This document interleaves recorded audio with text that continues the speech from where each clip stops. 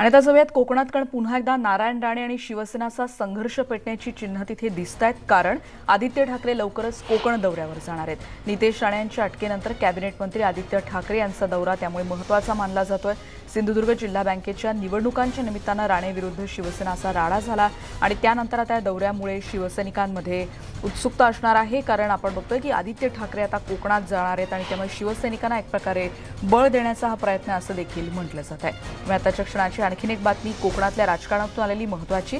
उदय जाधव आमचे प्रतिनिधी आता आपल्या सोबत आहेत. उदय, कसं असेल या दौऱ्याचं स्वरूप आणि कशा रीतीने या सगळ्या आत्ताच्या घडामोडींच्या पार्श्वभूमीवर हा दौरा विशेष आहे? अगदी बरोबर देऊ नका. सध्या गोवा विधानसभा निवडणुकांचं रणशिंग फुंकलं गेलेलं आहे आणि सध्या विधानसभा निवडणुकीचा प्रचार सुरू आहे. त्यासाठी युवासेना प्रमुख आणि राज्याचे पर्यटन आणि पर्यावरण मंत्री आदित्य ठाकरे हे 11 आणि 12 फेब्रुवारीला गोवामध्ये आहेत प्रचारासाठी. त्यांचा गोवा विधानसभाचा प्रचार दौरा संपला की त्यानंतर गोव्यावरून थेट ते कोल्हापूरला जाणार आहे. कोल्हापूरनंतर ते सिंधुदुर्गात येणार आहे. सिंधुदुर्ग, रत्नागिरी, रायगड असे कोकणचा दौरा ते करणार आहे. मात्र सगळ्यांचं लक्ष लागलेलं आहे ते सिंधुदुर्ग दौऱ्यावरती.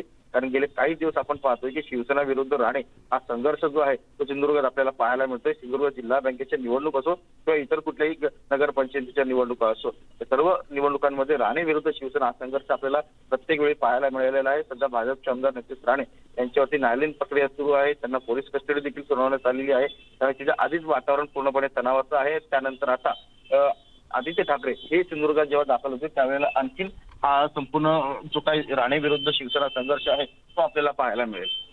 बरोबर आहे उदय. आणि आपण एकीकडे बघतोय की म्हणजे आधीच गोव्याची जबाबदारी देखील आहे, कारण तिकडचा देखील प्रचार आहे आणि एकीकडे नितेश राणेंना अटक देखील आणि त्याच्यानंतर हे सगळं प्रकरण देखील गाजतंय.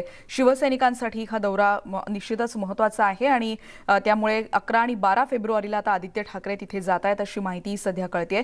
आणि त्यामुळे उदय, हे खरं आहे की पुन्हा एकदा राणे विरुद्ध शिवसेना संघर्ष पेटू शकतो किंवा तशी सुरुवात किंवा त्या दृष्टीने देखील आता चर्चांना सुरुवात होताना दिसेल?